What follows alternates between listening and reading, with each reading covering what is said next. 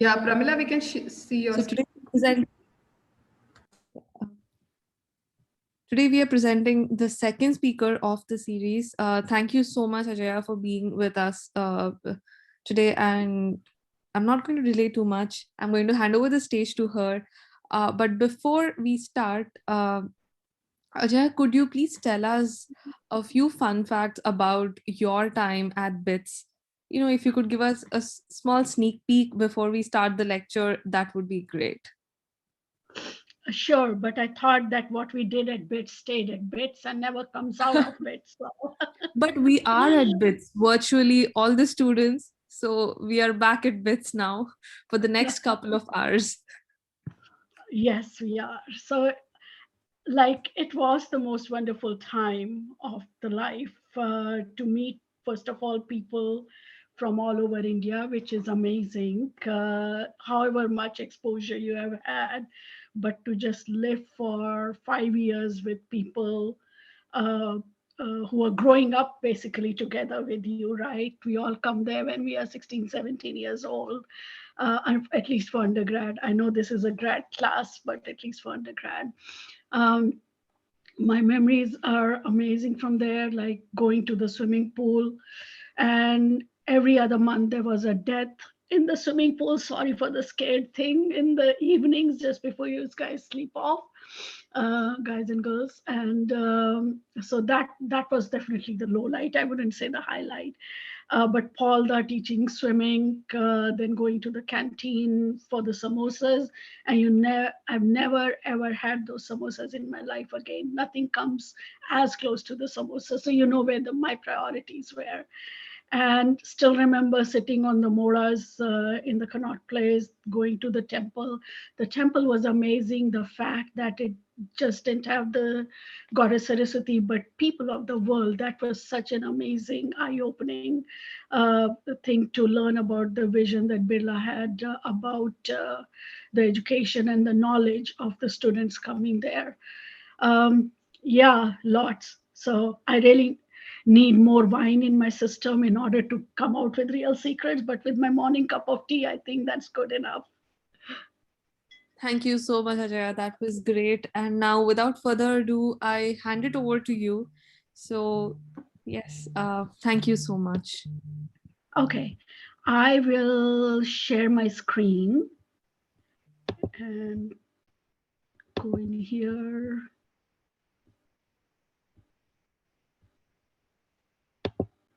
If you can give me the sharing rights. Pramila, I think it's still on you. Is it? Just Okay, perfect. And I'll put it in present mode, which means my whole screen is now taken over. I won't be able to see any hands raised during this, but I've kept plenty of time for question and answers in the end, okay? Um, and if something is not looking right, working right, then just speak out and I will pause and do that. So, no surprises. My name is Ajaya. I'm working currently at Google Cloud in the data management product team. And what that does is we try to understand the problems of customers around data and then come up with solutions. The solutions could be built using multiple database products or other products out of Google Stack. So before we go into a sanitized version of my journey so far, not what we did or did not do at BITS Pilani, but I did my major in computer science. That was the MSTM program. At that time, it's a program that's no longer continued. Uh, and when people ask me, like, how did you select computer science way before any one of you was born? And my story was, which I still stick to, all the smart people went to Triple E, and I did my 101s in all the disciplines like everyone else. Mechanical engineering, standing in front of the furnace and doing the lathe was really tough. I did my civil 101 during the summertime. That was tough, standing out in the Pilani sun, doing the surveys. chemical was okay. But then the best labs were the computer science labs. You could go there, sit in the air conditioning and do the projects. We were a small class. You can't believe we were only 15 people at that time. And our time to do the master's projects was through the night. So we would all stick together through the night and just walk back to the hostels in the morning. And somebody or other would always walk me back to Mira Bhavan because of all the outsiders that would be on the bikes and not safe for girls then. I don't know how safe is it for girls now. From there, I joined a job out in Delhi with a startup called Softex, started writing compilers for them, worked for Telecommunications India, setting up the network, understanding packet switch networks, automation of telecom applications. This is eons ago. So you would say, what? There was no automation? There was no automation. And there was no public network either. So I was very lucky and privileged to work in CMC on the project Indonet, which was really awesome to set a 3-node network. Now it sounds hilarious between Delhi, Chennai, and Calcutta. No, Mumbai. For some reason, Calcutta was skipped. Sorry, guys, anyone from Calcutta here. And then I moved to New Zealand to work again on in the financial sector, but on the tandem computers, which became the love of my life because I came to US, worked with Tandem Computers, which got acquired by Compaq HP. Tandem was started by ex-HP people. I pretty much joined, I say, HP in kindergarten because I worked for 22 years over there. But it gave me the opportunity to work on everything and wear every single hat that you can in an organization. I started as a network developer. I was developing the LAN stack. I ported the Novell NetWare. Most of you wouldn't have heard of that company. I think it's still alive, kicking somewhere. I rolled out a database appliance called NeoView on behalf of HP. And then I switched into product management. This was in 2005, 6, 7, around that time. And I was managing the database portfolio. So not only the database engine with Tandem, it's a integrated stack, but also data availability and data security and having continuous business operations, even if you blow up an entire server. So I will show you a piece of this. Tell me if you can see it. This is a piece of a server that we blew up, and the transaction just took over on the other server and continued. So as a product manager for this product line, we took this was done in Nevada desert because you can't blow up things in any city. We shot the whole thing. It was a great marketing thing for us and for the entire team. We gave this server pieces. So I'm really very proud of that. I did a stint at Amazon for 3 years as a product manager for their cold line storage and database, SQL Server, and then my home is as a product leader in Google Cloud. So that's been my career journey.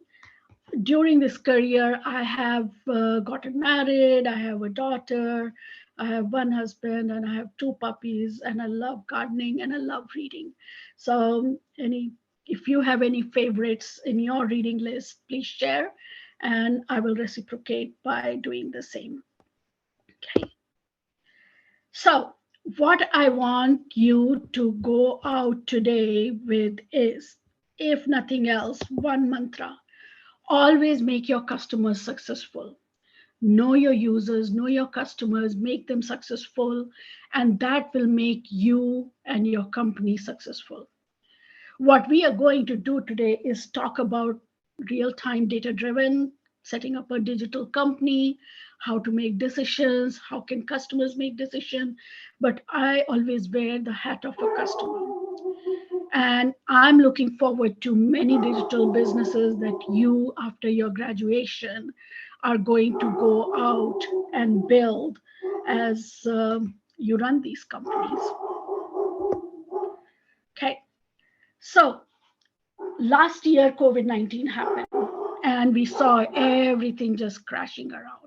whether it was the backlog supply chains, whether it was the customer demands going through the roof, and a whole surge into online channels, whether it was retail or banking or going for your grocery store or just minimal shopping. Anything and everything was going to online channels. The retailers were, and even the banks were unable to meet those demands. They just did not know what to do.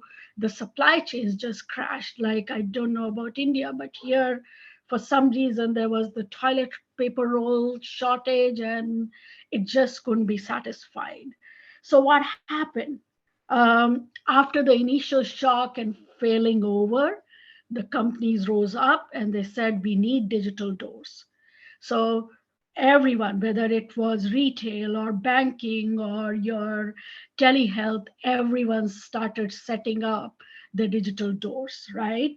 So yes, a lot of things crashed, but it opened up opportunities for a lot of companies as well. A lot of those systems that were only brick and mortar had to be pretty much overnight turned into an e-commerce, a digital door, an electronic online digital version of it. So, like they say, with every challenge, there is opportunity. And we really saw that being played right after COVID-19. Nothing else had driven such a change across all the industries. It was like an earthquake going across. I sit on earthquake belt, so I shouldn't be using that example, but I'll knock on wood here. But it sort of like just ramped all those applications that were not getting approved to be built. Suddenly, they were the highest priority. Customers need to contact us. Let's put the call center online. We don't have that many people, with people not able to come into offices. So contact centers came in. AI and contact centers started coming in. We have a product which works with the telecom companies and with customers to do those chatbots, which based on your answers can come up with some responses and direct you in a direction until you need the person. So if 80-90% of your calls can be handled by those bots, then the 10% can be handled by humans and sort of managed, right? So that's what we saw. Statistics show that new business models came in across the board. So here is an example that I'm sharing, basically in the retail segment, right? Over almost 20 years, 16 years, the retail was growing like at 20% year over year. And last year, in the first 9 months of 2020, it grew by 16%. So what was the slow, steady growth, primarily driven by Amazon with its e-commerce business, overnight in the 9 months of 2020 grew 16%. So that was amazing. And the retailers who were able to adjust to that survived, and will share like how. And a lot of retailers went out of business. They had to shut doors because they just could not switch to the e-commerce new business model, right? And this was not only the front end, the retail store, but the entire supply chain in the back, right? There was huge volume of orders for things like toilet roll and hand sanitizers and Lysol wipes and all that. So you had to have a view where in my supply chain were those. And it would become many interesting case studies for classes like yours as to what happened in the just-in-time, real-time supply chain that wasn't able to handle the demands of the retailers last year.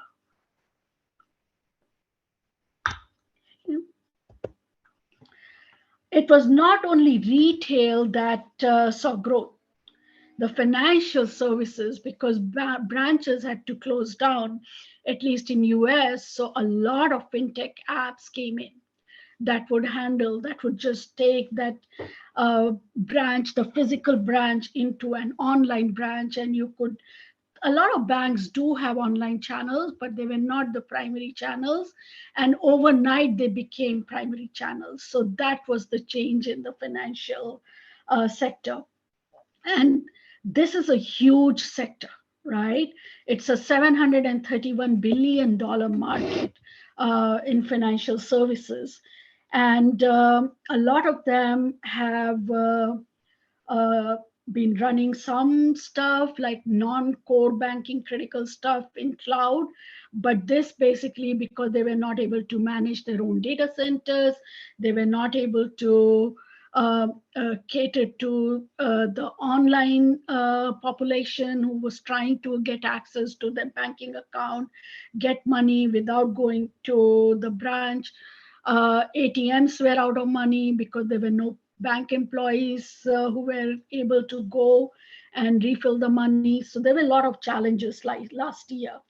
But this being a $731 billion market and growing by 72%, this is a huge, huge opportunity. In terms of number of transactions just in financial institutions, it's around 100 trillion transactions a day. So if you are setting up a company that can do anything to make that transaction better from a user perspective, your TAM is basically 100 trillion transactions and growing 10x, not 10%, but 10 times. So that's the growth opportunity. So this is my favorite industry, financial services. I've sort of grown up with this, and I just think there's still a lot of untapped opportunities in this industry. Okay. Uh, but with going digital, there we also saw increase 400% in cyber attacks. Now, this is one growth we can do away with, right?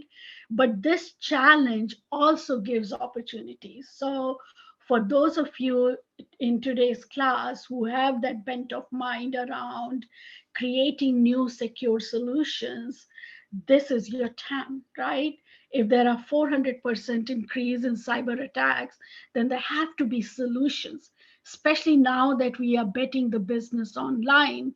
There has to be solutions to make sure that this does not go out of hand, that customers and users of our customers feel that when they're doing these things online, whether it's a retail transaction or a health transaction or a financial transaction or any other transaction, that it is secure along the whole, not just my IAM credentials. That battle has been conquered, but across the whole um, uh, line, from the time the transaction gets created to the time it gets archived or deleted, right?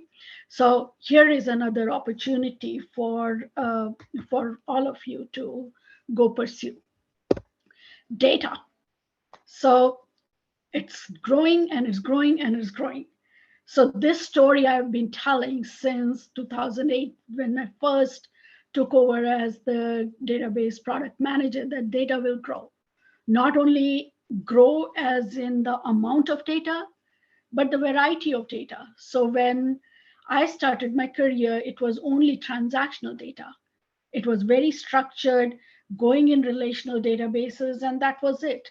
But now there is unstructured data, there is structured data, there's semi-structured data, there's transactional data, there is application logs generated data, system generated data, there's IoT data, there's sensor data. My car has 300 computers generating thousands of events per second that's going into some place where it's getting captured, and they're looking at what's happening with this car. And there are insurance companies that are looking at my driving patterns and saying, okay, Ajaya is a good driver, bad driver, usually it's a bad driver, and then trying to price me in real time. So we'll talk about some of those applications. But on this slide, my key message is data is going to grow. It's going to grow at 5x per current predictions. These predictions keep changing, and they're only going higher and higher and higher. So if you are sitting there with an idea on what you can do for tapping this data and mean in a meaningful way, in a smart way, this is a great, great opportunity, right? The data will grow in volume. The speed at which it is coming, it's no more like end of the day, pick up all the checks, pick up all the transactions and process them overnight. It's like happening in sub-seconds. It's in milliseconds, it's in microseconds. Already the ask has been to process it in nanoseconds, right? So the speed at which the data is coming is going up. The amount of data that's coming in is going up. And like I said, the variety of data is the three V's are constantly on the rise. And this has been the story of last decade. And it's only going to increase more and become more critical for every business in the next decade, right? So this is another great opportunity for you to go and like look at if you're looking at some startups. Future is digital and very optimistic. Despite what has happened in 2020, I think all those challenges, the only one thing they have done is created opportunities for entrepreneurs like you, for folks who are very creative at solving problems. So we will just see this whole turnaround happening at a faster speed. Okay. Uh, Another study, I think this was from IDC, which said that a quarter of the data that will be getting created in the next 4 years will be real time. So you can see the shift is already from transactional data to real time data. And why real time?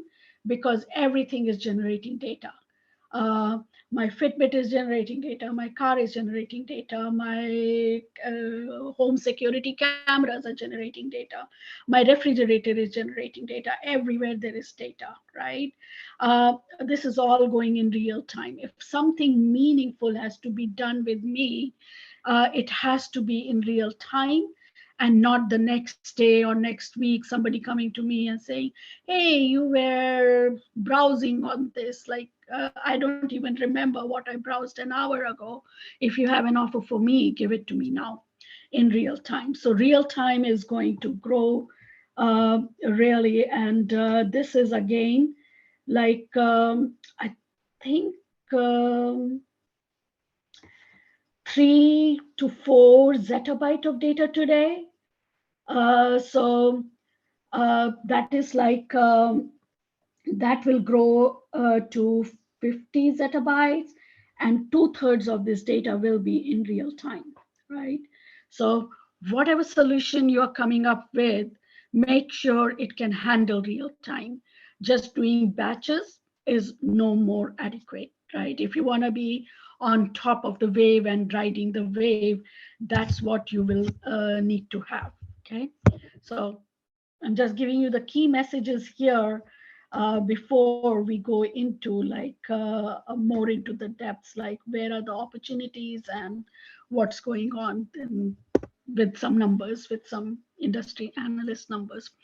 So what's driving this? Like I said, everything is connected today, right?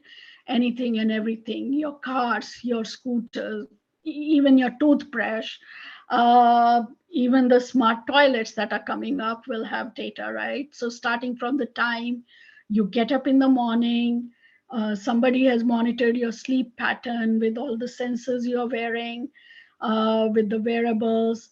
You go into work, you get a coffee on the way, that data is getting captured. You drive into work or your place of work. Maybe these days it's like just walking into work because it's just another room in your home, whatever. There is data. If you're wearing a Fitbit, if you're carrying a smartphone, all that is data that's getting captured somewhere. So that is per personal level. Industry levels, it's like in every router, every telecom router is generating data, right? Where your cell phone towers are generating data.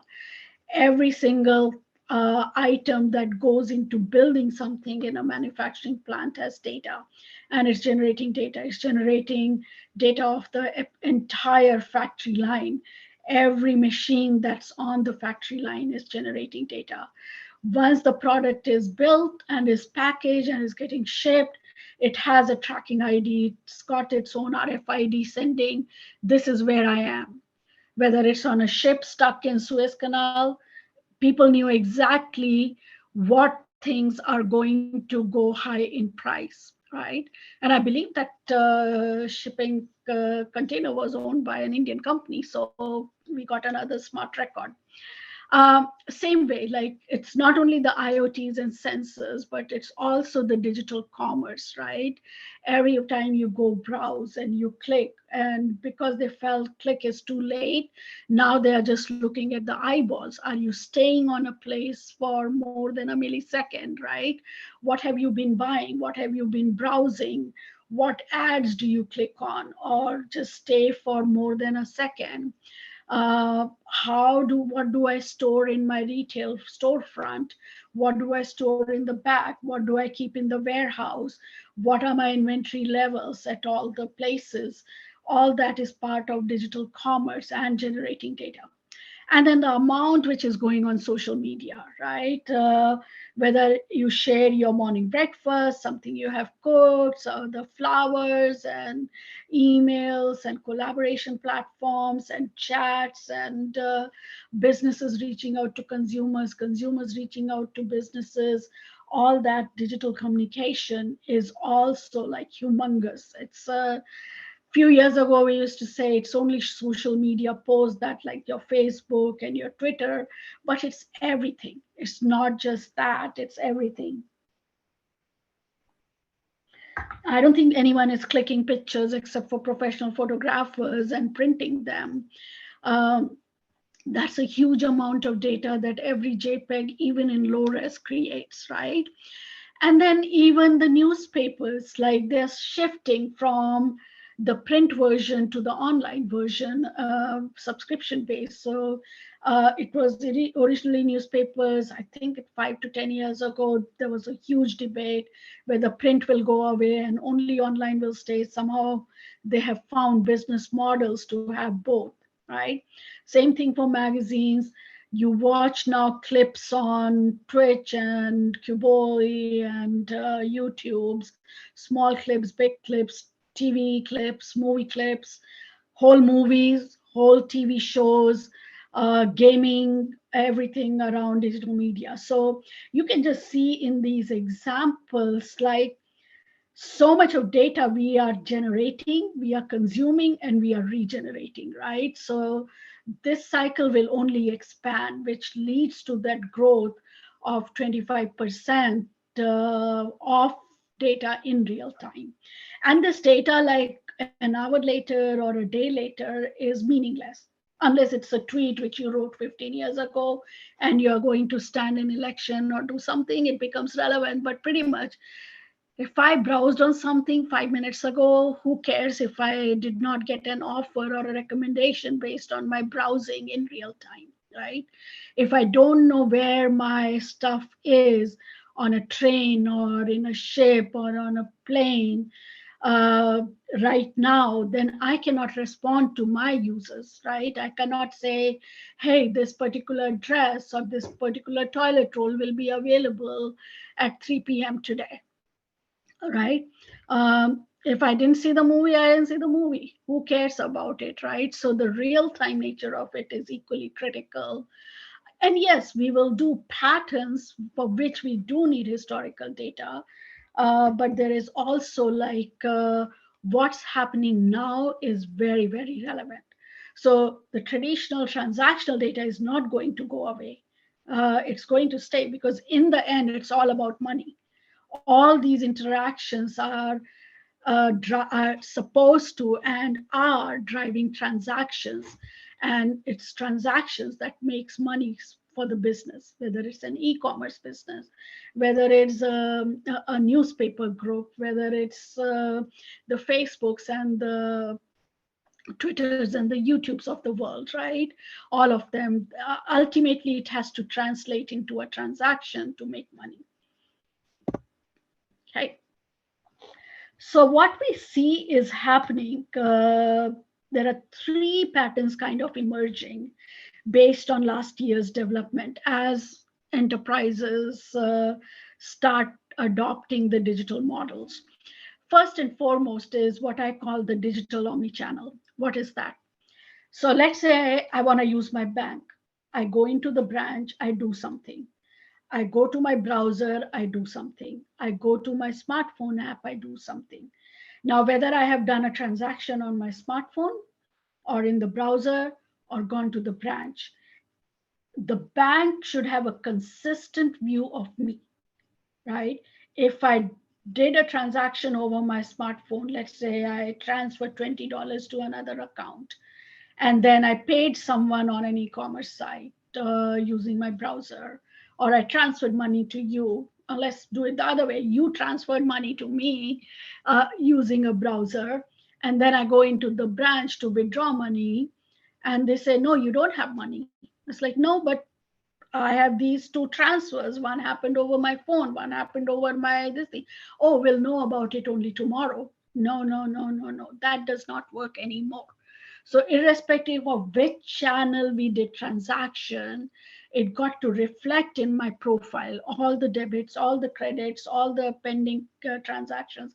Everything has to give a consistent view of me, irrespective of which channel I used to access those banking services. Another example out of retail. So I order something using my browser. They say go and pick it up from the nearby store. Fine. I go to pick up my barbecue there, and they say, oh, this model is not there. But it told me online that I can come and pick it up there. Oh, sorry, that's a separate system. Our store inventory is telling that this is not there. So how dissatisfied customer will I be? I will walk away and never come back there, right? As opposed to when I'm ordering at Home Depot, six by six poles, and gives me the choices. I can pick it up here, I can pick it up there, I can pick up these three stores are carrying this inventory. Let us know which store you want to pick it up, and we will reserve it for you. I drive in, they know with my smartphone, because I have opted in, that Ajaya is in the driving lot. I've already paid it online. They bring it to my car, load it, I'm back home. I am such a satisfied customer of that store, right? Same thing in health, right? More and more health companies are now starting to support making online appointments. But if I make an online appointment for 12 noon today, and I walk into my doctor's office and they say, oh no, we don't have an appointment with you, I will be very dissatisfied, right? So irrespective of which channel I'm using to do whatever, the view of me should be consistent. Yes, Ajaya has booked an appointment at 12 noon. Yes, Ajaya ordered this and picked it up from this store. And once I pick up those six poles from that store, the inventory should get automated. So if those were the last six pieces, nobody else should be directed to that store to pick up those six pieces. So those will drive more real-time transactions on the back end, right? And if companies don't have this omni-channel, very personalized experience for me, I'm going to walk away. I have no loyalty, especially in the millennial generations. They have no loyalty for tolerating bad service. So they will walk away to the company that is giving that omni-channel personalized experience. Okay. The second one is, as a business, I need to know what's the state of my business, right? What inventory do I have? Okay, this store did not have the six poles, but this store, which is 3 miles away, had that. Could I have transferred it from that store to this store and still given retained Ajaya's business? Or brought it from the warehouse? Oh no, it's running low in the warehouse, so let's trigger another transaction. So all of those, or if the doctor is not there, maybe we need to bring in another doctor because there are 20 patients who were supposed to see this doctor. So Otherwise, I'm going to walk away, right? The customer churn is very expensive because the cost of acquiring a customer is very expensive. So every time you lose a customer, it costs you, as opposed to just giving better service and retaining the customers so that I keep coming back to the same store. I keep banking with the same bank. I keep going to the same doctor. So the lifetime value of me with that company goes up, right? And how that can happen is not only with omni-channel, but looking at me in real time and knowing where I'm doing what and how is that impacting my entire supply chain. What are the risks that I'm maybe running into? How can I avoid the customer churn? How can I predict the customer churn? If I see that Ajaya is giving bad customer satisfaction ratings for her last three transactions, it's very easy to predict that I might be on my way out, right? That doesn't take rocket science. So instead of reacting to me leaving away, maybe they can say, Ajaya's ratings of us are coming down. Um, she might be doing business elsewhere. So predict that, and then not only predict it and then just do nothing about, but also incorporate it into your system so that something is done. Someone calls Ajaya and says, "Hey, Ajaya, how can we do this for you?" Right? And every enterprise also wants to reduce their operational expenses, so increase their operational efficiencies, whether that's by getting rid of expensive servers and coming into cloud, or putting the business online, or leveraging data to know what are your highest cost areas and doing something about it. All those are ongoing things. So you got to have that stable base of operational efficiency in order to do that omni-channel personalized experiences, in order to transform your business into real time and be able to predict and do something about your customers, about your users, right? And of course, with operations being online, again, reiterating, you want to tackle that 400% increase in cyber attacks. So all that is good, doing the omni-channel, doing the business in real time, but all of it has to be done in a secure manner. So that's a given. Operations, operational efficiencies is not just reducing your cost, but it's also doing it in a safe and secure manner. It's also keeping your business available at all times. Your business cannot shut down just because it saw a surge in usage. Like the city of New York, the unemployment website used to get 100 applications a week. With COVID in April, it was a million applications a week. The site crashed, became headlines. Google went and helped solve that problem by doing an application wrapper that would scale from 100 to million, no issues, and to a billion, no issues. So so it got to scale, it got to do that in a secure manner, it got to be available, it got to make sure that you are bringing your operational costs down. So all that is operational efficiencies, and you have to do all three to really bring the value proposition out in your business, right? So from understanding all this, now let's go into like how do we create that data-driven real-time digital business. So I would Hey take a Ajaya, look at, sorry to yeah. interrupt. There's one question that we got on Q&A. Would you like to take that and then we move forward? Or Let towards me the end, how would you do it? let me do it towards the end. I think we have Okay. half an hour time for the Q&A, right? Yes, yes, we do. I will I make just sure want I to add. let you know. Yeah, Okay, yeah, thank you so much. sure. So transaction, right? I make a purchase in response to an ad or whatever. A transaction gets created with like what it is, what's the SKU, where am I buying it from, what price, did I buy it from my smartphone or browser or in the store, is there a rewards program, where am I living, all that. So a whole lot of data gets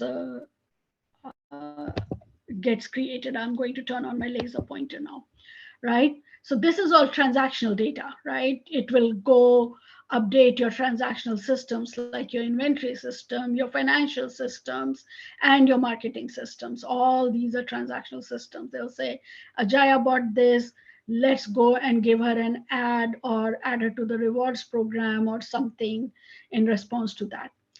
But before this transaction happened, there are a lot of events that happen to make me do that transaction, right? Eventually, the company will make money out of that transaction, but maybe I was looking at an ad or talking to a friend. So somehow I decided I need to buy that product, right? Maybe I was reviewing product feedbacks.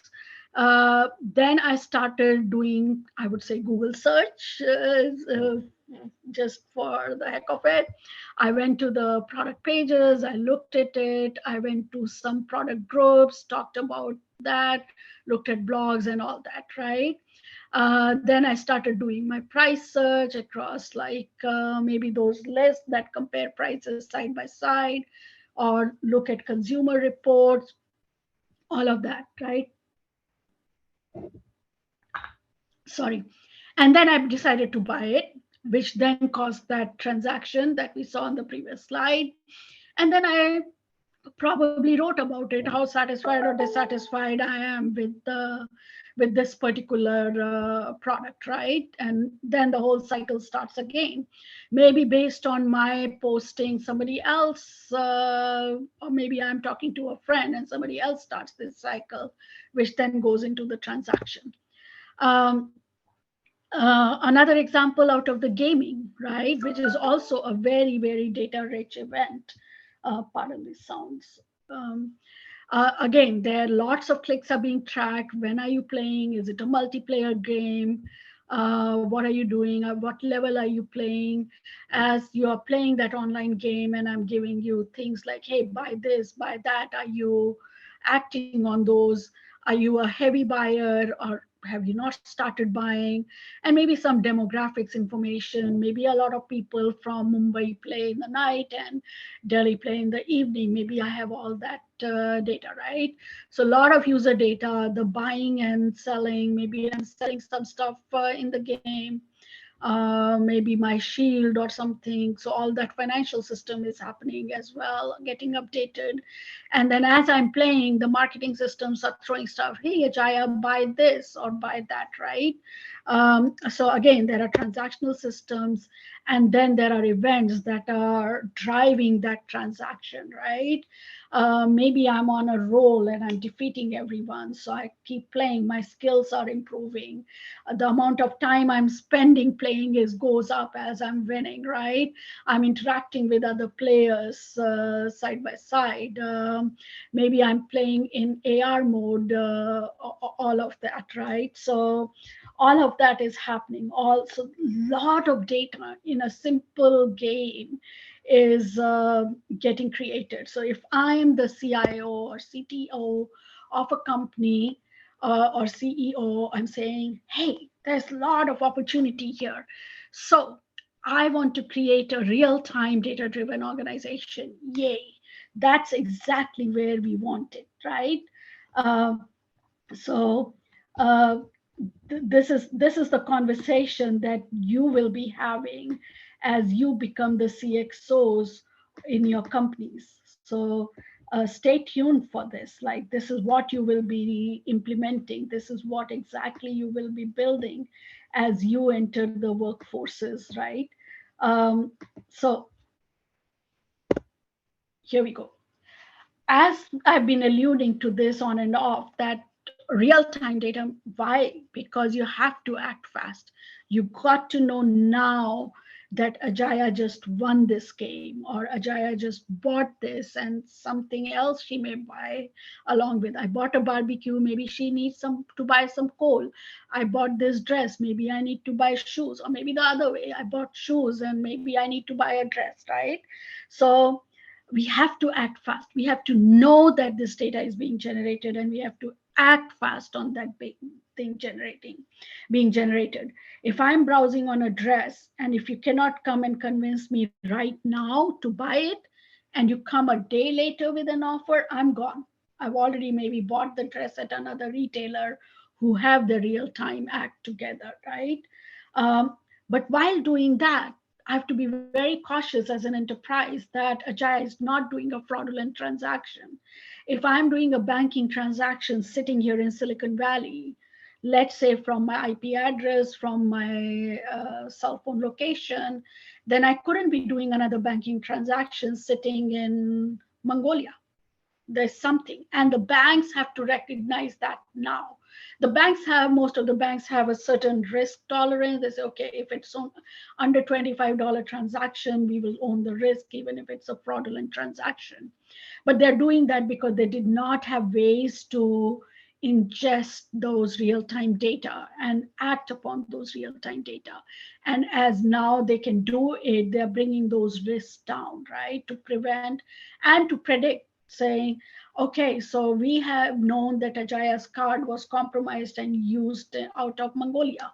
So uh, let's just stop that in track. Let's not make it happen, and call me 15 minutes later or worse, a day later, saying, hey, Ajaya, you had a trend, because I'm not sitting there and looking at all my transactions happening every minute and every hour or every day. Sometimes I never look at my transactions until much later, right? So that's because I'm trusting my bank to be those eyes of the cops. If they know that I'm not traveling to Mongolia, then I should not be doing transactions in Mongolia, right? And companies like Amex do it. If I buy my ticket with Amex, they know, okay, I'm going to travel to Mongolia.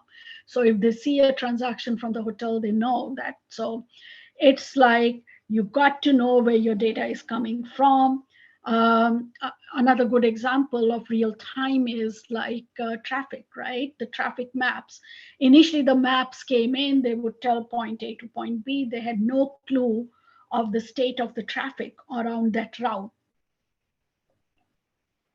And then as the newer versions of it came, they said, oh, we can actually map this out and say, and predict the traffic at 3 p.m. peak time. And maybe we can reroute Ajaya from point A to point B. So now you have all these options in Waze and Google Maps, which tells you by the color and like, this is your estimated time to reach home.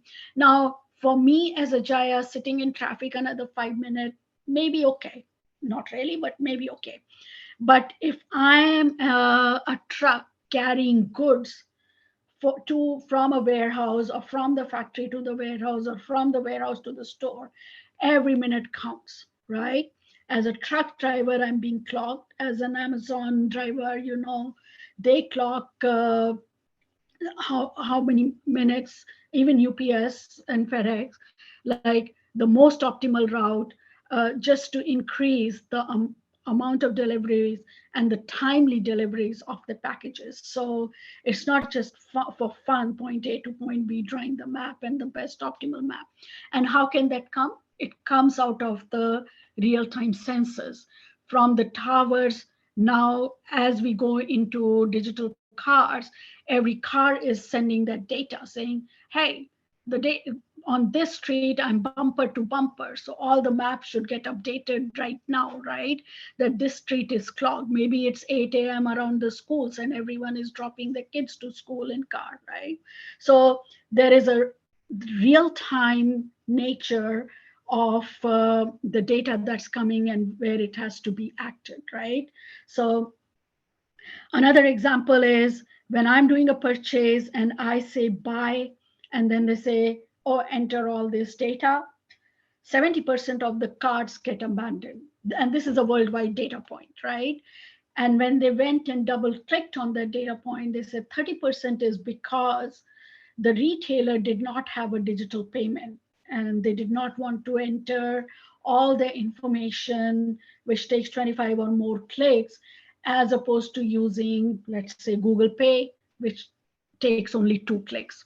So I guess we are all getting impatient in how we kind of interact with our businesses. So as the CIO, as the CTO, this will be your challenge to get all the data in real time, act on all of the data in real time to give value for your end users.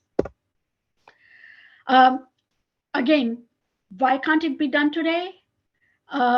Because the way the systems were designed, monolithic, very transactional, transaction will come, get bashed, get end of the day settle. A lot of these systems did not scale. They were not written 20 years ago to handle the variety of data, structured, unstructured, semi-structured, IoT sensors, system log data, application log data. They couldn't scale. You had to order servers and then buy it. That was a 9-month cycle. By that time, your scale had gone away. Um, Moving from the technologies of yesteryear to today's technology, there are still COBOL programmers. There will always be a need for COBOL programmers, but nobody is developing a new application in COBOL. They're doing Python, they are doing the JSON, they are doing the LAMP stack, they're doing no code development. So you need skills for all that. And those skills are not sitting out there idle. So that's why the computer science learning is so important. Encourage everyone to take your programming classes, your logical classes. And the data, like I said, was very, very separated out. The banking transaction had its own system. The call center had its own system. The backend had its own system. These were talking to each other, maybe end of the day, maybe end of the week, maybe end of the month. There was no real-time communication between these systems, right? So these were some of the challenges from previous years, and what customers need to build a digital business is data is coming from all types of sources. So you need to be able to ingest that in real time, right? Um, all types of data, all types of sources, and going to all types of destinations.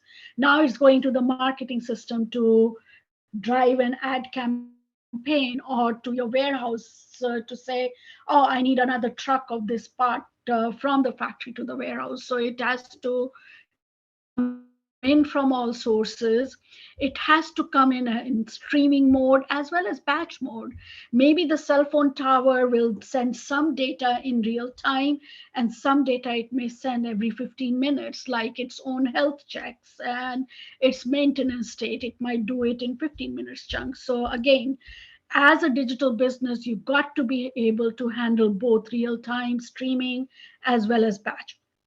Your systems need to scale. Whatever digital business you're building needs to scale up as well as down, right? You're not always going to run at 1,000 cores. Sometimes, maybe at midnight, you are going to run at 10 core. You don't know. Maybe some midnights, like on the eve of Thanksgiving sale here in US, the spike goes up, maybe sometimes even. So you need to have a scalable serverless architecture. You cannot buy all these servers, put it on your floor, and say, okay, if there is a peak, I have enough servers. That model doesn't work anymore. Remember, operational efficiency is a given. And buying all that hardware and sitting on the floor is not the digital business that you want to build. Now, you're getting a lot of data, a variety of data. You need the tools to be analyzing those data, right? Whether it's transactional data, whether it's event data, whether it's data coming out of a warehouse, all that needs to be integrated. And then, or the call center. And then you got to get an integrated view of your customers and metadata about the customers, right? And as running that organization, your developers should be able to develop across this with their current skill sets, and you develop more skill sets so that they can develop using these new technologies at a faster pace. Okay. So sorry, I had to put one technology slide in here. And my apologies, this is all using Google technologies, but I wanted to make sure that you understand that what I have talked is not like vaporware. This is actually stuff that can be built today, right? That is being built today. So you can ingest data from all types of sources, sensors, IoTs, and other clouds, and on-prem and other sources in batch mode or streaming, like when I'm doing a point of sale transaction at a store or on my smartphone paying with Square or anything. It can get collected in a real time ordered data sync, which is built on one of the Google Cloud native databases. And then you can send it for further analysis. You can do some real time analysis to go back and identify, hey, was this a fraud? So maybe there is a fraud service running. Maybe there is an recommendation service running. Maybe there's an offer service running. And you can also go and do big chunk pattern analysis using putting data in a data warehouse using PubSub. Or maybe after all that is done, maybe you just want to archive the data. Every check image by regulation has to be archived for 10 years, at least in US, right? But the PCI compliances have to be followed. All your medical records have to be archived for your life. And sometimes even after we die, it has to be available, right? So you probably need to send it to an archival storage. And then maybe you want to look at some dashboards, whether it's Looker or Tableau or anything else, right? And then all of this has to be done on a foundation which is secure, which has data governance like catalog management, metadata management, data encryption, data tokenization. So the life cycle of data goes from ingest to process, analysis and storage and visualization and archival, and then it starts all over again. So this is kind of a reference architecture that you can build all of those use cases that I have been talking about so far, right? Um, I know we are on the top of the hour. What I have in the next few slides, and I'll go over a couple of them, but you will get these slide decks. Are some use cases in each of the verticals. And I took some from financial and retail and health and others, gaming, and given you some ideas on areas that you can focus on if you are going to go do a startup, or if you're joining a financial services company and you want to look smart and bright, you can say, hey, how are you doing your compliance today? This needs to be done. How are you doing your fraud? Are we detecting fraud and just absorbing the risk? Or are we really predicting and preventing it, right? How are customers perceiving us? Are we able to do anything personalized to them? What are our risk situation? What are our assets? What are the liabilities? Are we doing betting? How are we hedging against the currency fluctuations? So all these are good examples of what a financial service company will be looking for you as the next CTO and CIO to build and take the company to the next generation financial services, right?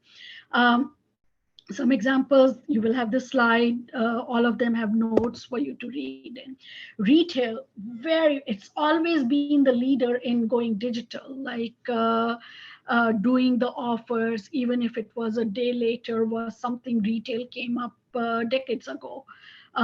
Doing personalized ads for you. And then very importantly, now what's happening is real-time pricing. Earlier, Procter and Gamble product managers would say, okay, I'm going to do an offer on this shampoo.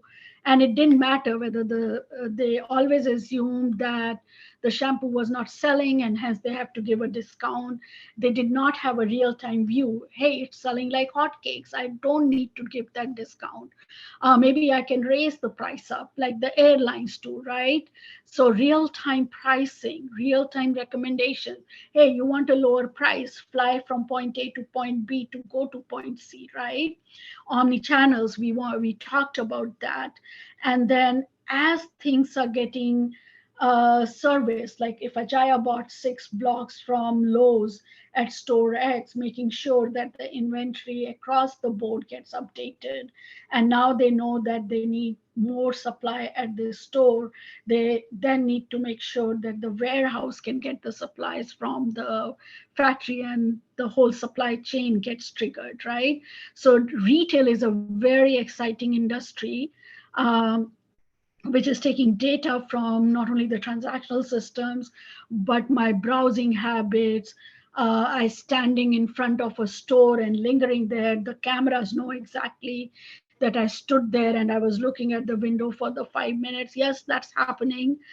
And then doing the pricing in real time, and it didn't matter from which channel I'm coming, and then having all the backend systems aligned to my behaviors with the front end from any of those channels.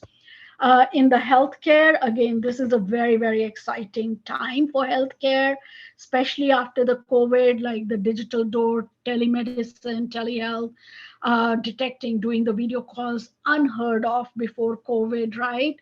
Monitoring the patients with a whole lot of cameras. By the way, that's also a technology being used in stores, like no touch stores, like Amazon Go. You walk into the store, you walk out with your stuff, it just gets automatically debited to your account. Um, all the stuff that we are wearing these days that can take your blood pressure, that knows your heartbeat, that knows your oxygen levels, getting somewhere. Someone, not human, but applications are monitoring them to know the state of your health. And it alerts your doctor saying, oh, I see Ajaya's oxygen levels falling down. Let's rush a 911 emergency service to her.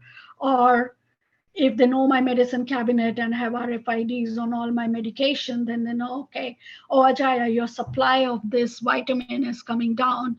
Let's order it. And maybe in the next version of this digital healthcare, the ordering will be automatic and something will show up on my doorstep automatically, so that I'm never out of a medication and never out of my any of the supply.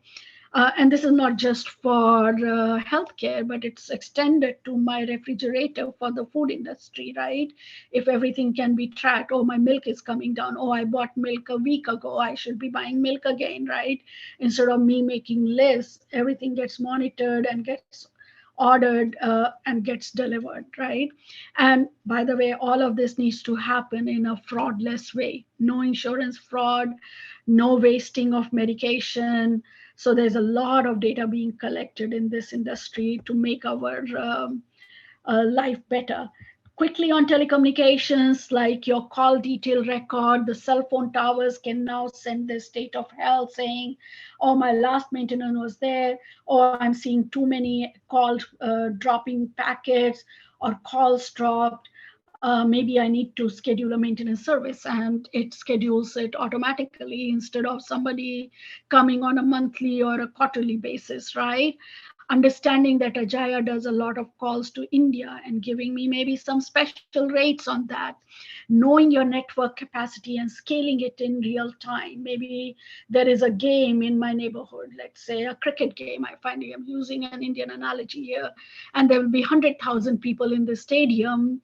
So I need some good, robust routing networks out there so that no packet gets dropped. And if it's a prepaid customer, they've already paid. So I need to make sure that my SLAs with them are maintained. So all of this, doing it in real time, preventing the not only the customer churn, but also identifying fraudulent calls. You talk for an hour and then you drop the call.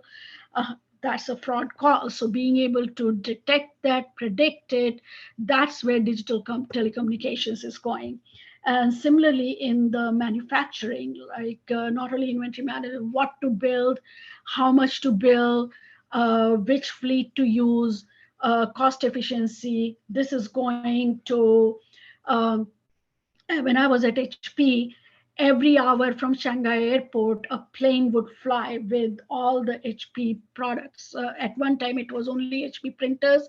And then they did the analytics on it and said, oh, Why is it only printers? Why not the servers? Why not the desktop and the laptops?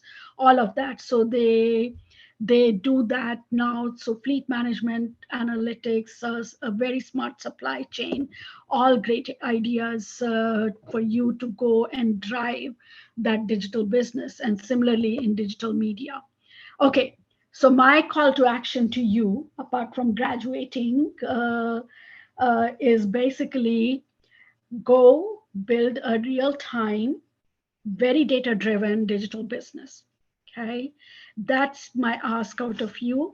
And with that, I will pause and go to the room and look for the questions, which should be in the chat.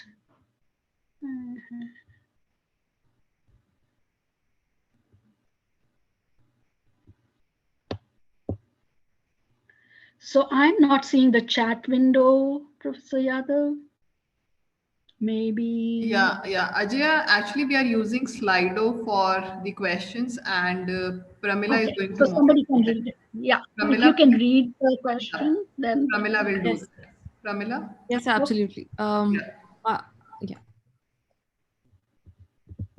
So, first question was, can online business and manufacturing goods be linked?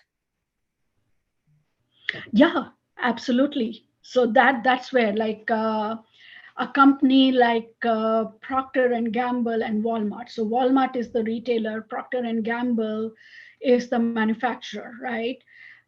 Walmart requires that all of their suppliers are connected to them, so that when Walmart runs out of a shampoo, a Procter and Gamble branded, let's say Dove, it sends a real-time event saying store X is out of shampoo, or out is a bad example, is low in its inventory or is getting lower in its inventory. That trigger in real time goes to Procter and Gamble. Procter and Gamble's system, which takes the incoming orders, say, oh, I not only need to make more Dove, but I also need to organize the shipping of that Dove consignment to the Walmart store in Bay Area. So this can happen only if these two systems are connected.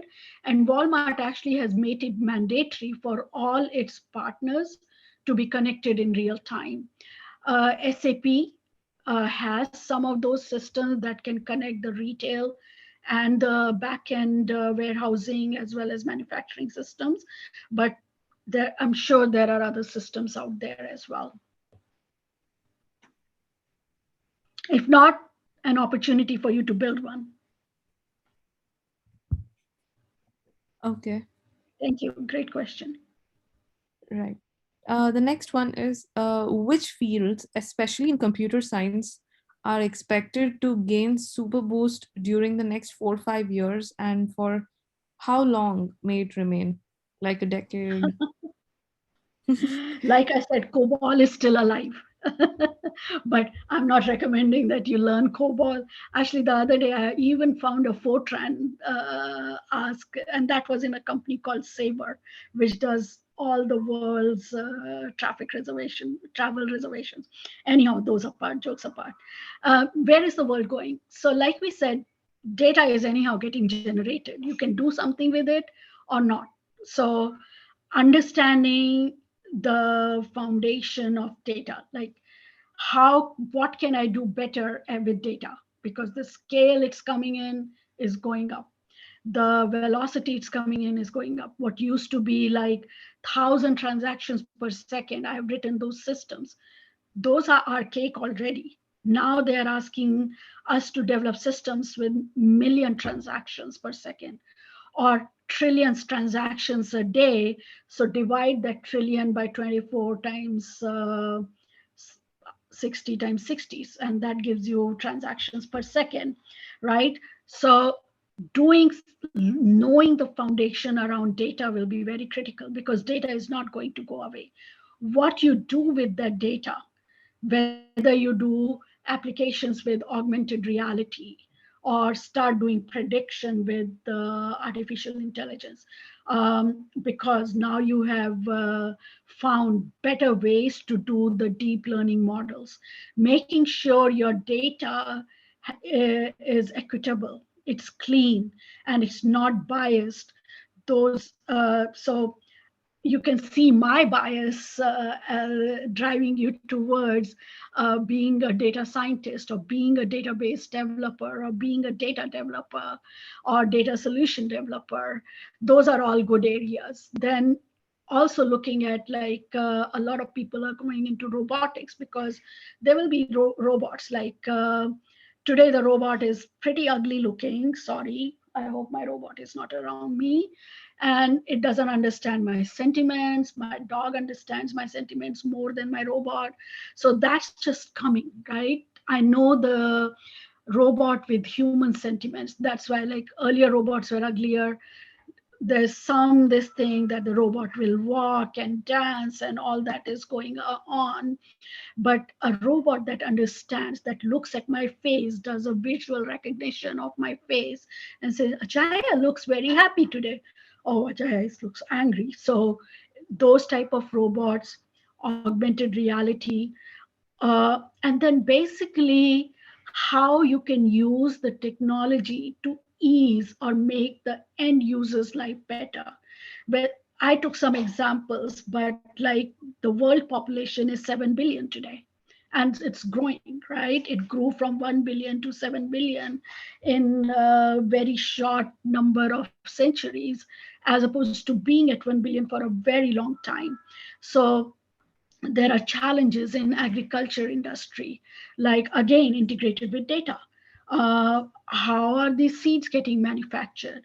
How much water should I put? Should I put any fertilizer? What's the soil condition? So there's a lot of data that needs to be collected and analyzed, and then better solutions need to come up with for those industries. So I would say, as keep an open mind, look around you, see what are the problems. We were just talking on the fringe about these digital businesses, but COVID made it a mandatory.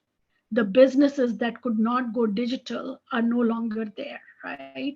So I would say anything with the data, anything that helps you understand a user problem, gives you the solutions, and think big.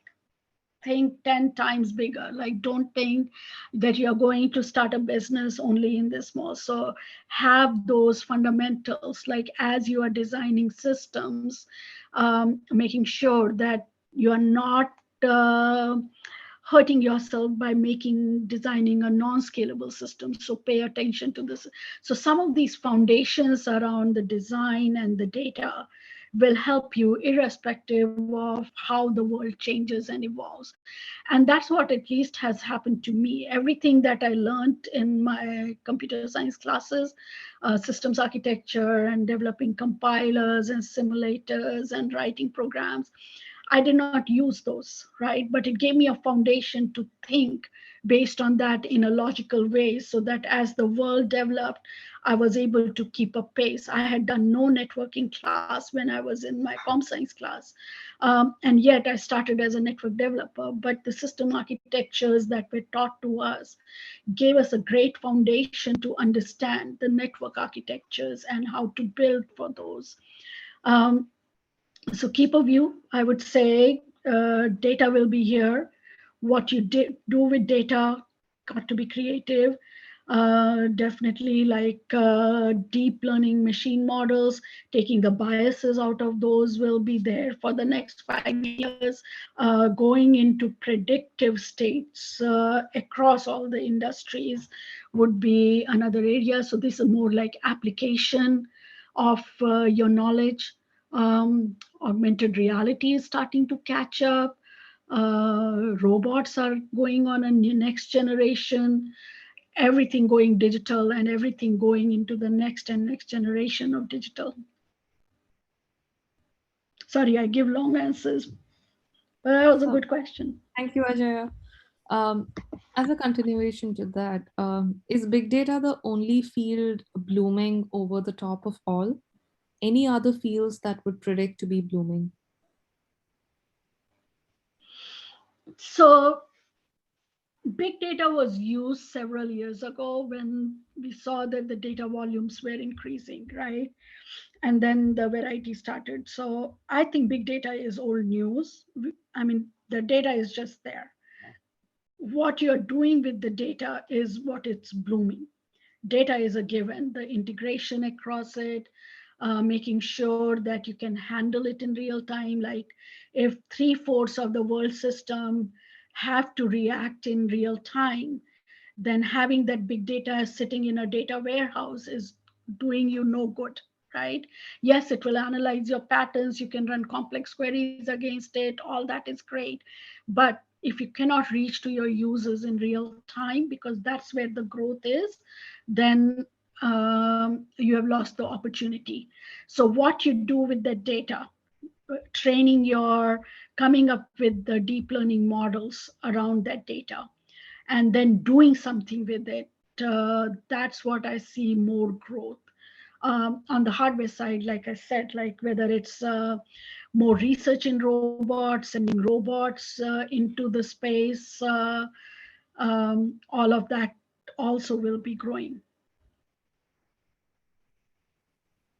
Thank you, Ajaya. Um, Thank Next you. question.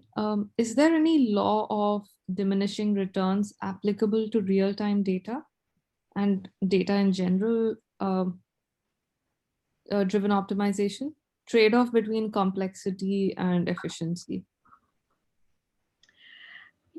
At some point of time, so you have, I always phrase like, what problem am I trying to solve with this data, right? Or here is a problem, here is the data I need to solve the problem. These three data points I need in real time, and these five are okay because my name doesn't change. It's rare that my name will be changing in real time. So I really don't need to ingest Ajaya's name and Ajaya's address and Ajaya's lifestyle in real time.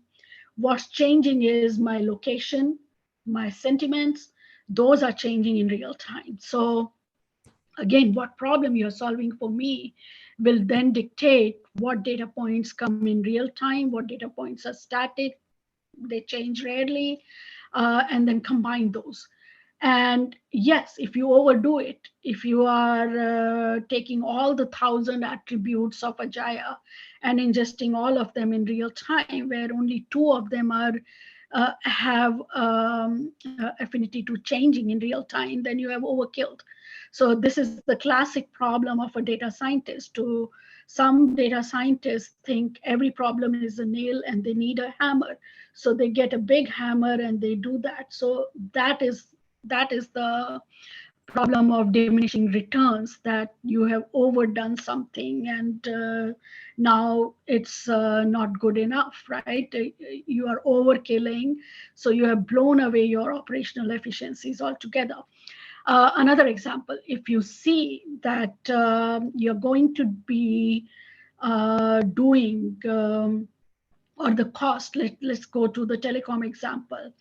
um, the scheduling of going and maintaining a cell phone tower, especially every cell phone tower, let's say, services 5,000 families, right?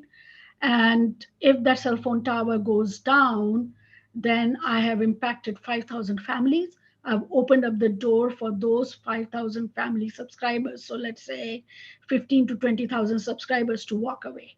So the impact of that problem is huge. On an average, per person, it's like $20 to $30 per month. So that's 20 to 30 times 20,000, so 400,000. Let's say $500,000 of loss 1 month, one cell phone tower, right? And then scale it in a city like that, 20,000 cell phone towers for one small town. So you start scaling and you start seeing the impact of that. So now I have to solve that problem. So I do need some real-time data from that cell phone tower. Data like what are my error rates? And then some analytics in real time. Is the error rate staying constant? Is it going up? Is it dropping? What's going on? Should I do a preventive maintenance service? So then I get organize everything and send a person ahead of time so that I don't um, get like burnt by 20,000 customers leaving me. So those are the decision making points that you have to see. You have to see the problem, you have to see the impact of that problem, and then you need to come up with a solution. Now, in banking, for my generation, I may not like my bank, but I'm not going to switch my banks, right? I'm a very reluctant switcher of bank services going from bank X to bank Y because I have 50 automatic payments for my bills coming out of my bank account. But for the millennial generation, they have no loyalty towards those banking organizations. They switch from Starbucks to Pete's Coffee to some other barista. I'm going to just try this bank instead of I'm going to just try this coffee today, right? So the banks are at a loss on how to develop that loyalty from that demographics. So they are trying to come up with those solutions like Venmo and whatever is Paisa in India to do the $2, $3, $1, 100 rupee payments. And banks with the current cost structure are unable to compete with that market. A bank pay has 7%, 7 to 10% of the transaction value is their cost, which is very high. Whereas for these startups who are doing those financial services, they've kept the cost down. Of course, they have also absorbed some losses in order to gain those customers. Um, and they are gaining those millennial customers and they are keeping them together, right? So again, depending on the problem and the solution, you have to decide what way to go. Did that answer, or is there a follow on to that?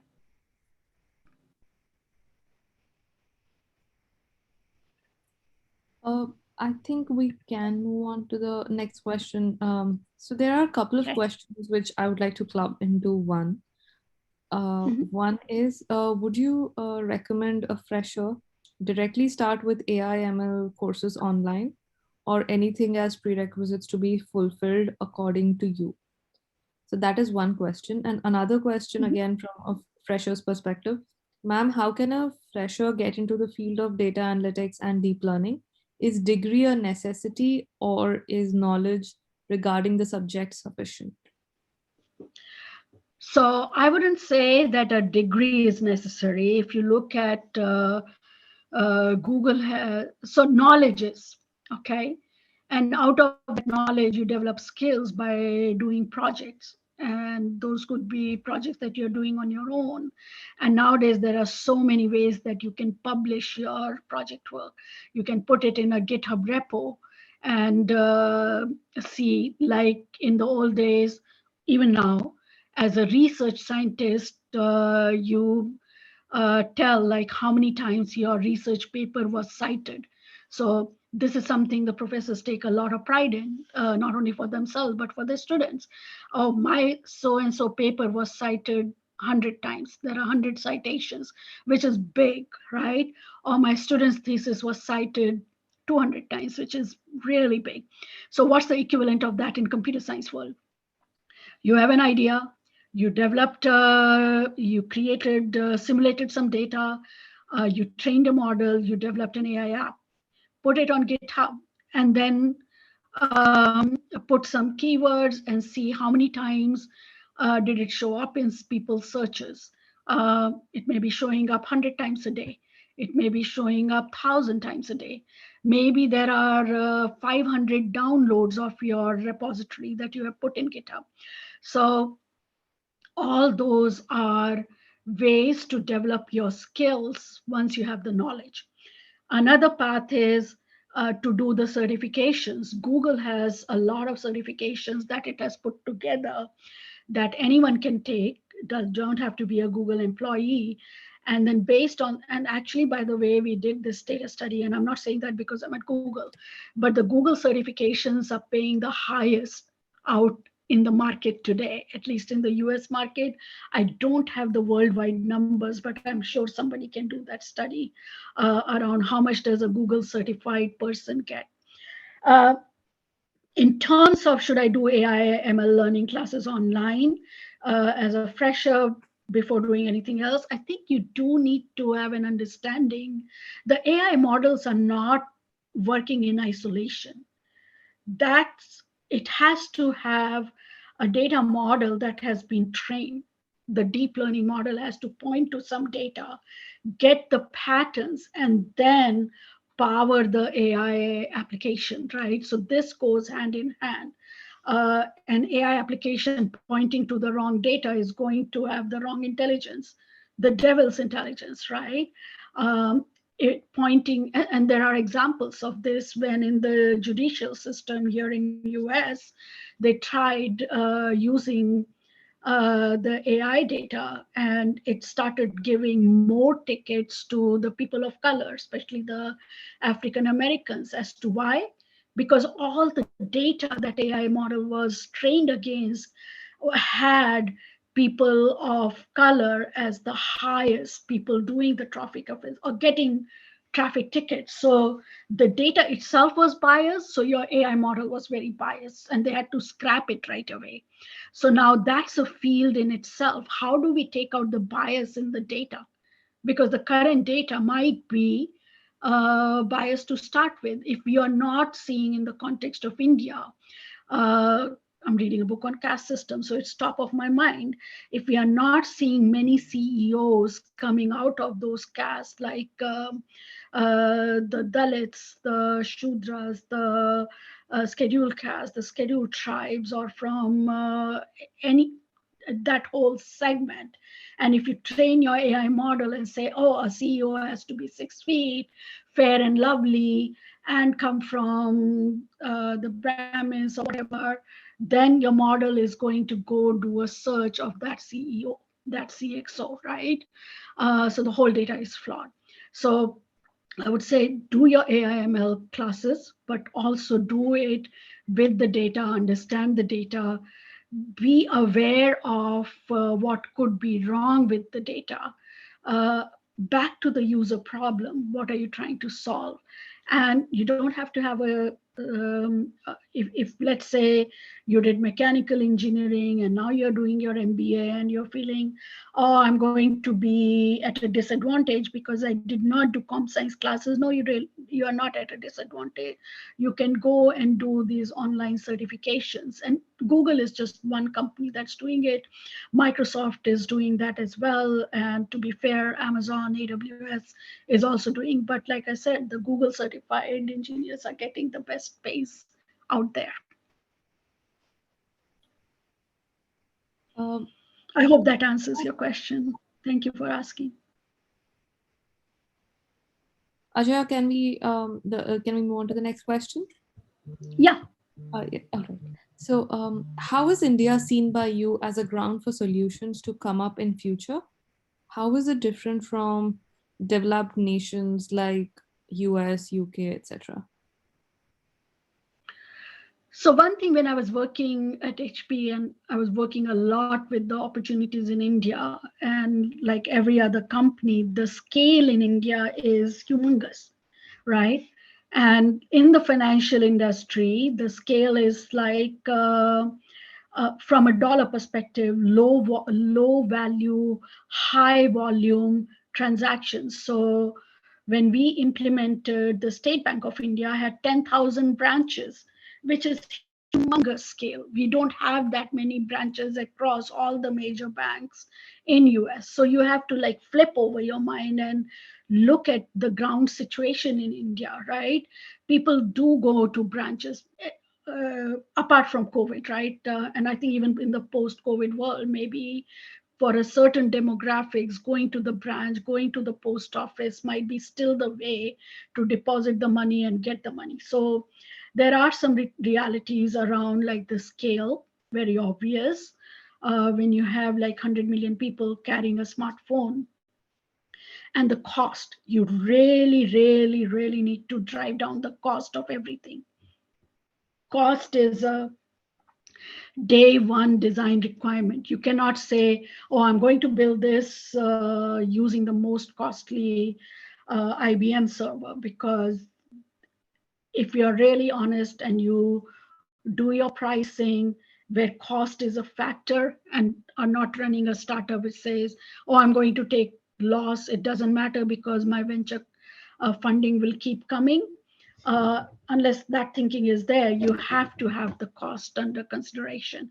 You need to drive down your cost. You need to make sure it has the scale.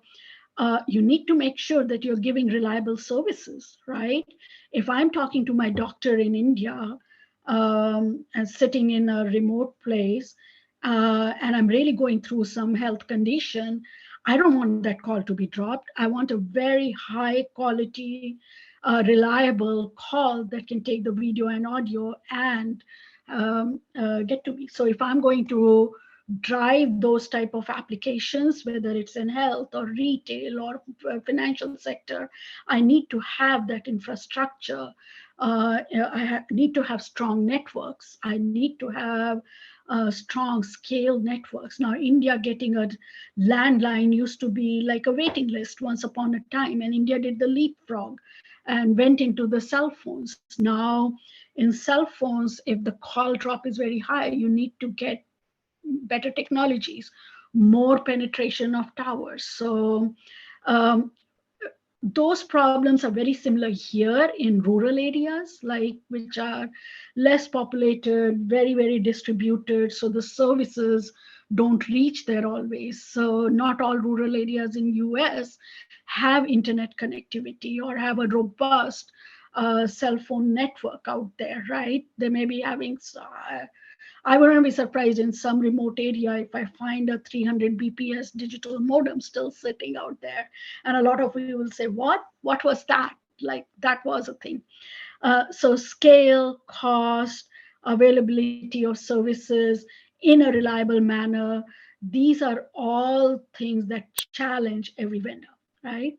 And then a lot of first world vendors, when they don't try to understand the problem on the ground that's there in India and try to superimpose a solution that was developed for US, um, then it fails, right?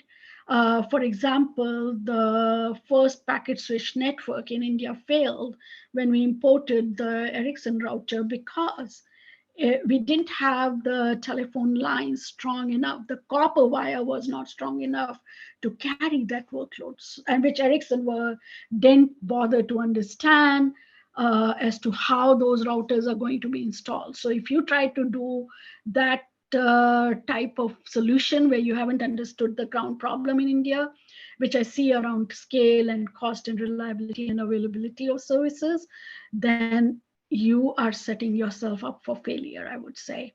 It's not going to go anywhere. Thanks. Oh, Interesting set of questions. thank you. Do we have any good analytical tools for corporate finance to predict the EBIT or EVA of any planned projects? So again, it depends on the data those tools are looking at, but just the tool, like the hammers that have to drive the nails, uh, every analytical tool, whether it's Looker or whether it's Tableau or whether it's Azure's Power BI, they do have vertical specific models. How those models have been trained, whether they were trained based on the situation in US and Europe, or whether they were trained based on the situation in India or China or any other country which may not have even that level of development, that's the question. But yes, there are tools available. You got to start training those tools for your environment before you start getting the output of it in terms of predicting the EBA, predicting the ETAs, and all that.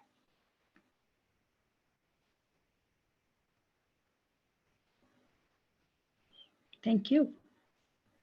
Thank you. Sorry, I was on mute.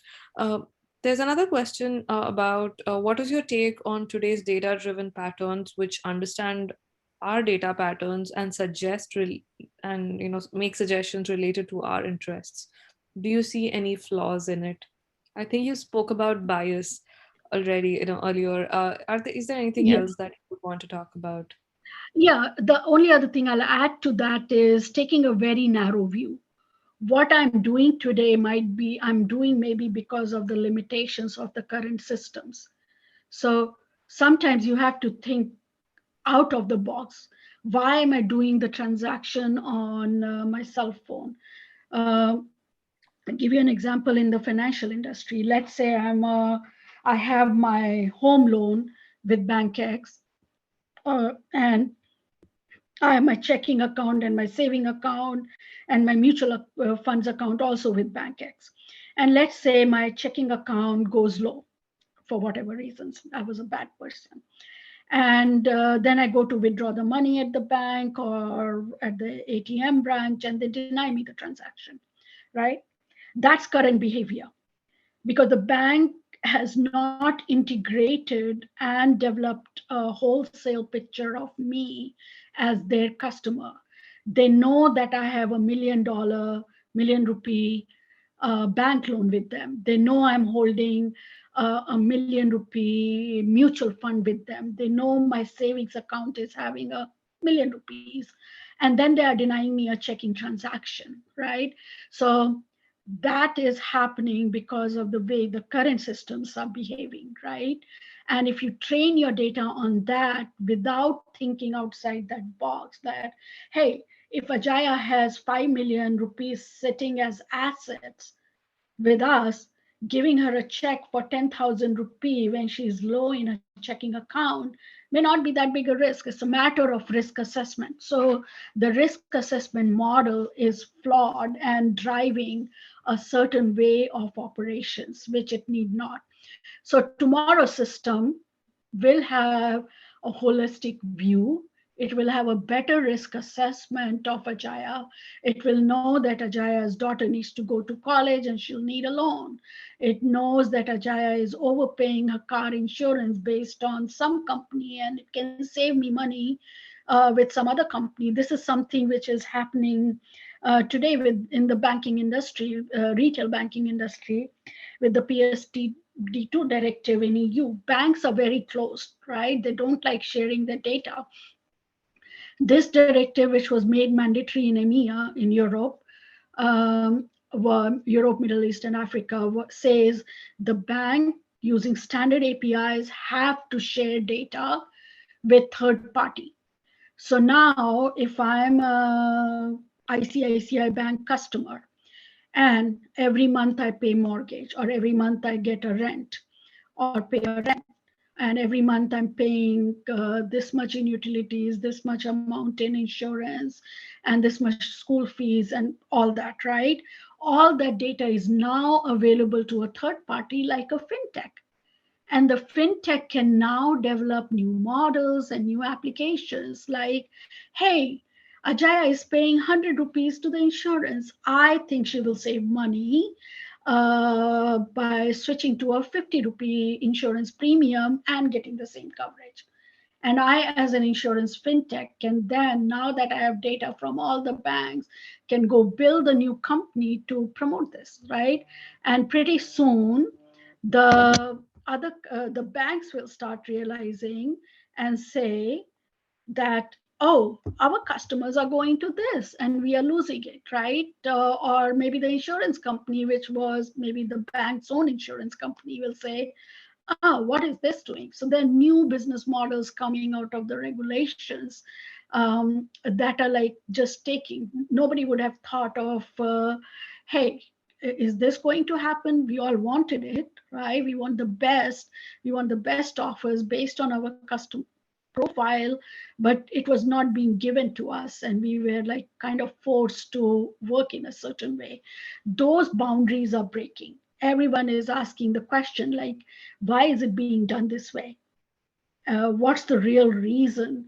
And once you start asking those questions, that takes you to the user pains. Like it was extremely painful for me to overpay all the extra money to the insurance company, but I had no choice, right? So now, as you break down those barriers and come up with new solutions, that will drive the new business models, right?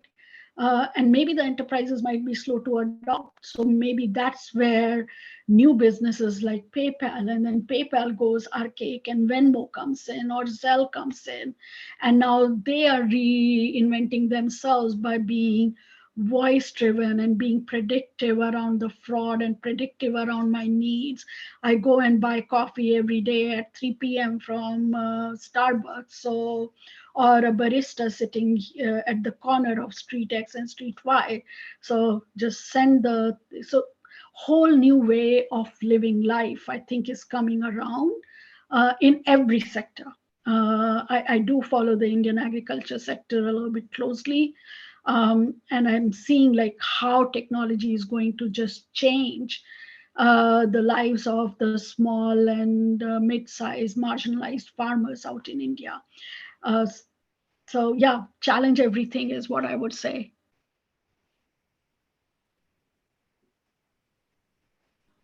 Thank you, Ajaya. So we have a couple of minutes before we end the Q&A session, and there are I would classify the questions into two lots. One is about these four questions on the screen are about the next steps in the career. They're all related to that. And if you can take if you can give like a gist of what people can do after their masters to get into this area, I think that would be helpful. All of them follow the same theme. Is Google Analytics certificate accepted by others? What is the difference between data science, data Mhm. analytics? Should I be a developer or not, or should I do an MBA or MTech? So Yeah. yeah, in the interest of time, I thought I'll just show all the questions to you in that area. Sure. So I would say whether you're going MBA or MTech, have a good technology base. And that doesn't mean that you sort of become a programmer and thing, but you should understand the technology. And if you do that by doing a certification or doing the MTech, choice, right? Not every CXO is a graduate. In fact, a lot of them are arts graduate, not even a technology graduate, and that's done for a reason, because technology makes forces you to think in a particular way, whereas arts forces you to challenge everything and come up with opinions and come up with thoughts and ideas. So have that. Now, how you develop that? Read books, go out, walk in the nature, think, whatever. Um, and as far as certifications go, Google certifications are recognized by other companies. AWS hires a lot of Google certified people, and apart from Google themselves hiring, every company does know that what that certification, they do compare certifications, so they know exactly what they will get if they get a certified person from that other company's technology. Um, Whether you are become a full stack developer or and improve your skill or go for an MBA, uh, as you want to switch into data, I think you're just building. You're not like going into what I call a one door, that if you went this way you cannot switch to other paths. So I would say develop your technology foundation however you do it, by working as a developer, by acquiring certifications, by doing your MTech. And if you want to go up in the ladder where you want to become the CEO as opposed to, and that's changing as well. A lot of CEOs came from sales background in Esther years, and now they are coming from technology background. Like Airbnb CEOs are developers. Larry and Sergey for Google were developers, and also marketing people. Satya himself has come through the path of being in technology and then being in product management. Sundar at Google, the current Google CEO, was a technologist, then a product manager, and then moved into management. None of these career paths are like one-way doors. You can always pivot. If you have gone into the MBA path and you feel that now you have to lead a company in a different technology area, go learn. There's so many opportunities now after college to learn things. BITS is doing a lot of classes for the alumni. They do weekend workshops. I don't think we are doing certifications. I may be off there, but there is Coursera, there is meetups, there is certification. A lot of CEOs say they have mentors from the technology groups to help them stay on course, stay abreast with new technologies. So none of those are one-way doors, and you have opportunity to learn everything these days. Okay, so business analyst versus data science.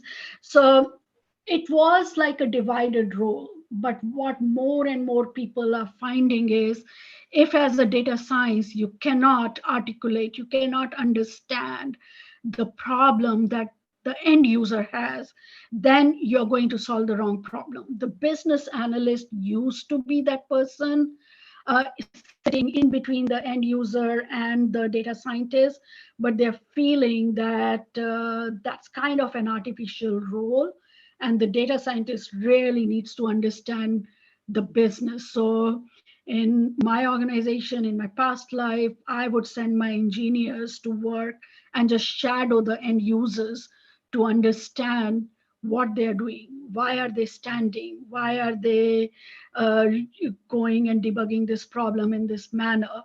So it's an artificial line. I would say, as a data scientist, you need to know the business and be able to analyze and articulate the business problem. Thank you, Ajay. Now, the last question. This is related to companies use the user's data for analytics. So, isn't the user's privacy lost? For example, Google is mining deep into users' data for all aspects. So they are not seeing Ajaya bot X. They are looking at patterns. They are looking at the metadata, right? And in the context of Google, an additional piece of information is I have opt in and opt out for everything, right? If I'm using the free Gmail and giving Google the rights to look at my Gmail to give me ads, I can also opt out of Gmail saying, Google, do not look at me. And I'm accepting that I don't want the recommendations and offers from Gmail, right? But again, it's the metadata that is being looked at and not specific data. So it's like, okay, Ajaya is 25 years old. Sorry, I never grew beyond 25. And she loves flowers. So and then there's a whole demographics of 25-year-old loving flowers. So the company selling flowers will come up with a campaign uh, for the zip code for for the demographics which represents me. So it's the metadata. Unless I have given opted in to saying, okay, share my data because I really love those offers from Amazon. And go from there. So it's under user control. And at Google, where we are designing the systems and asking for user data, we have to ask ourselves the question, is this data really necessary? Okay. Or can I work with the metadata? Because with the privacy laws, we do not want to touch user data. Once you touch a user data, you become liable for protecting that data, right? If that data leaks out of a Google Center or somebody, Google Centers are extremely secure. We haven't had, okay, I'm going to knock on wood, breaches in the YouTubes or in the Google Cloud data centers. So that is because uh, any data point, if Ajaya's name, Ajaya's age, Ajaya's address, first of all, it's all tokenized at the point of capture. Then if I have an option given to Ajaya to share or not share, as a product manager and a product designer, we are asking the question, it goes through a security review, which asks for what was the data collected, why was it collected, what were the alternatives considered around why this data is necessary to be collected. So it's not only me as a product manager or me as a product designer designing the system, it's also going through multiple levels of reviews so as to not get the data when the application can work, when your data model can work with the metadata. Thank you, Ajaya. That was our last question. Thank you so much for being patient and giving us great answers for all our questions. I would like to call Professor Barai to say a few words. Good evening, Ajaya. It is indeed a pleasure hearing you, and it's really for us. It's a great honor. You are just spending a morning precious time with your cup of coffee and a very detailed your presentation. So first of all, I would like to thank our BITSAA International and also the BITSAA Silicon Valley chapter, our Department of Management, and our alumni office of Professor Arya, Dean Alumni Relations. As you like, I'll just summarize very quickly in 2 minutes. The first thing you mentioned in your opening statement about your experiences in campus and so on. Still, let me tell you, the samosa tastes still better and the best. Okay, in the campus, and the cafeteria is much more attractive now. I invite you to come back again. Still, in the night time, the girls can move very freely. There are no challenges, no issues. It's a lovely campus, and it has become much more safer and beautiful. The third thing I just wanted to tell you about is you really harped very important aspect of it, because I know the in the audience I have students around there. The core competence is the most key thing. You cannot ignore whatever discipline you are studying. Like you picked up a computer science, and anybody else has picked up a maybe civil, mechanical, or anything. But I think no point of time one should neglect the core competence, because those are the things which allows you to assimilate the things and kind of use it in a more systematic way, how you can analyze everything and how do you really connect it, irrespective of which discipline you go. And you very rightly mentioned about Mr. Sundar Pichai. I come from IIT Kharagpur, and I know he's a metallurgist, but he's heading, and he's doing the business which is in the area of the big Google. So that's what. So I always actually, and you have very rightly highlighted that point to the students, that the core competence should not be any point of neglected. The other thing which you mentioned about in your question answer, and of course in your presentation, was that one side there is a data which is in a real time generated, just like that. Another side there are models, and models has to be understood from all point of view. This perfect marriage between the data and the model, if it is not derived, then possibly you will be ending up with a GIGO, what we call a garbage in, garbage out. And so one has to be very, very careful in terms of how you really carry out that. And you really showed a lot of great potential that in a real-time data-driven models and businesses which can be created, whether you work for a big organization or you have your own startup company, or you can come out with some kind of solution. But you also highlighted one very important aspect, is that think big, actually, not to get narrowed down to one particular specific area. Otherwise, there would not be any possibility of making it scalable or going out of the comfort zone.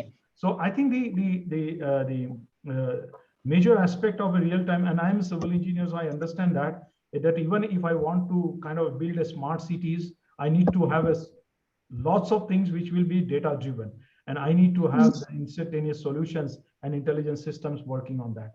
Finally, you highlighted a lot of various aspects of a career prospects. What are the things are required? What are the do's and don'ts? What are the areas we should get into it and all that? Similarly, I think you have highlighted the main motive of this business analytics webinar series, for which the intention was there. You're fulfilled at the fullest, and definitely will look up to you again for more and more interaction in future. And personally, on behalf of BITS Pilani as a campus director, I'm very, very happy, and I must say thank you. And a small note of the thank you to you for coming forward and sharing your experiences and thoughts. So once again, on behalf of everyone from the Department of Management and our alumni office and BITSAA International, and of course the Silicon Valley chapter, I thank you once again. Thank you so much. Thank you so much, Professor Barak. This is great honor, and I will take you up on your offer to visit Absolutely. the Please campus do. once again. Please do. Please Thank do. you. Thank you. Yeah, over to you, Nitu. Yeah, thank you so much, sir. And thank you, Ajaya, for being with us. It was indeed a pleasure to have you with us. And I'm sure that what all you discussed today on data driven businesses, I'm sure our budding managers and entrepreneurs will take it forward to make a better future for all of us. A big thanks. And with this, we wind up the series, the session here. But the students who are going to write the evaluation, please stay with us. Yeah. And thank you, Professor Barai, for all your encouragement and all your support. I know after such a busy day, you are still with us. And what could be the more encouragement for any one of us more than this? Thank you so much, sir, for all your support. Thank you. Thank you, Professor Yadav, for giving me Yeah. the opportunity. And thank you, students, for listening and not walking away from this class. I hope you got to learn something today. And I am looking for the future CXOs driving the companies in India to newer heights. So my best wishes to all of you. Thank you so much for giving me the Yeah, opportunity yeah, today. yeah. Thank you for sparing your morning with us and have a nice day. Thank Yeah. you. Bye Bye-bye. bye. Bye bye. Yeah, yeah. So students, all those students who want to write the assessment, please be with us for next a minute. Yeah.